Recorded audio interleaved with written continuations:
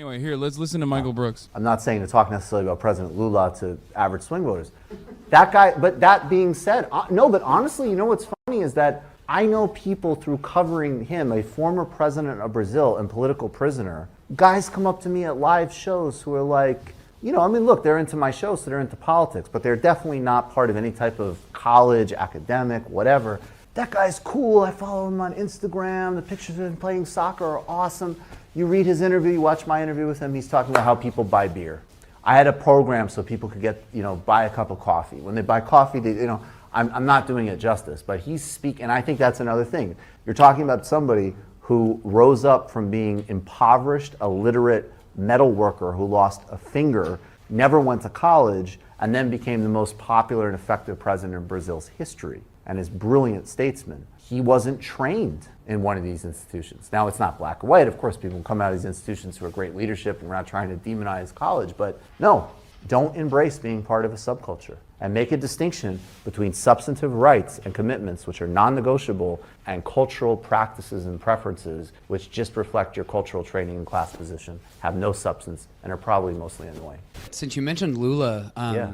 so just so everyone knows, because I know not everyone studies Latin America, like Lula, as Michael said, was the president from 2002 to 2010, Brazil. As you said, widely considered one of the best, if not the best, most effective presidents in Brazil's history. But I was just curious to get... Rest in peace to Michael Brooks. Gone too soon, unfortunately. Good friend of mine. He was a big Lula advocate, and luckily was able to interview him when Lula was released from prison. Get your thoughts on the left swept to power in Latin America from the late 1990s through the first decade of the 2000s. And the left took different forms, and some commentators divided it into the radical leftists, and Chavez sort of represented the radical leftists, and then the moderate leftists, and Lula was really kind of like the equivalent of Chavez on the other side. He was considered a very moderate leftist, and famously wrote a letter to investors in the lead up to the 2002 election saying, I'm not going to mess with our relatively orthodox fiscal and monetary policy. Right. And he lifted a lot of people out of poverty, but that was through it wasn't by dismantling capitalist structures as much as it was skimming some wealth off the top and distributing a lot of it to the poorest 20%. So my question to you is what was your position on those debates? Because Lula drew some fire from people on the left in Brazil and international commentators for kind of selling out the PT's socialism of yesteryear, because it used to be a more radical left-wing. Right. So I think that it's a dialectic, because I think on one hand, I have very little patience for, it kind of relates back to his question. Like, a lot of the critique that came against Lula was people who were not doing anything, right? Like, there was that element of, 40 million people are getting lifted out of poverty, but I don't like X, Y, and Z. Well, all these incredible accomplishments are happening, but I don't like X, Y, and Z. Now, I think Lula, I think he's objectively the best president of the 21st century, and I also think even just in terms of what he did on foreign policy, given Brazil as a mid-ranked country, is extraordinary. I obviously also think Chavez was a great president, absolutely. But I also think that the lesson, particularly of a place like Lula, should be very sobering for people on both sides of that equation, because like my friend Bhaskar Sunkara, who founded Jacobin, this dog is amazing. It is, hi! Just doesn't care. How you doing? That's why she's so cool.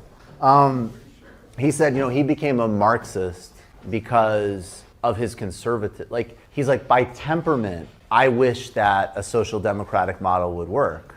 But the way capitalism works, it never seems to be durable.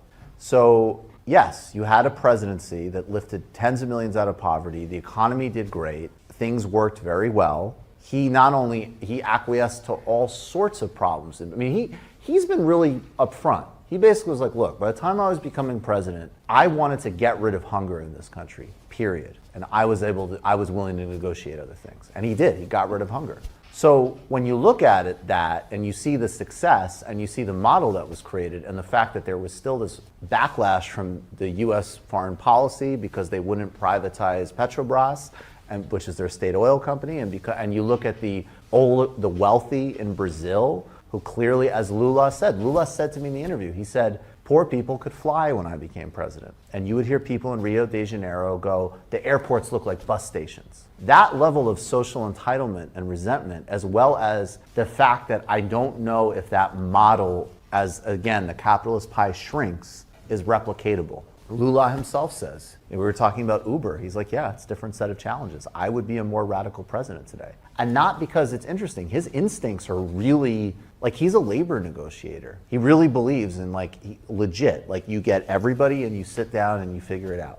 Like he said it, he's like, my politics are more like German labor, whatever. But it doesn't work. And then frankly, you look at Venezuela, which is a whole other thing, but I will just say, like, there's valid criticisms there, but there's also the fact that people repeat a lot of cliches that are not substantiated, and they also, if your prime concern is lifting people out of poverty, which is mine, they lifted millions out of poverty. And if I'm Maduro and I'm getting sanctimonious lectures about my relationship with the military, I would say, but why is it somehow that I've still survived in power, even as the US has tried to dislodge me every single day?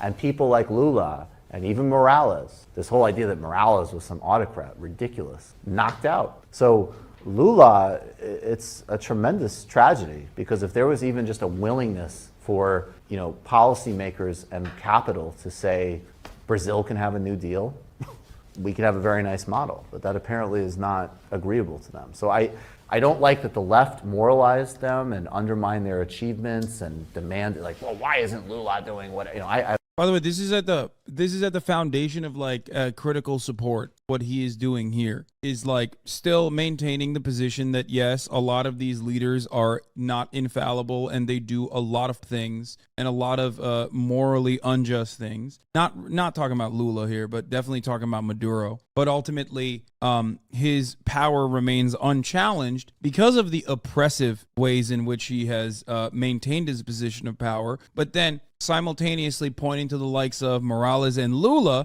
people who definitely were not anywhere near using like autocratic power to control autocratic power to control authoritarian power to control his population against multiple coup attempts and against like civilian uprisings. And look at where they're at now. Well, this is an old interview. Lula is now free and now the president. But yeah, that's kind of what happens. I'm Venezuelan and pro-Lula, but hearing someone be pro-Chavez and pro-Maduro is too tough. I don't think he's pro-Maduro necessarily. He's definitely unconditionally pro-Chavez, though. Yeah, the Lula thinking Brooks tweet. There you go. This year I met this young American, a journalist who turned out to be a friend who I thought that we would meet again. How is it possible? My heart and prayers go to his family and friends. May his passion for social justice be remembered and inspire people around the world. This is after Michael Brooks's untimely passing. Anyway.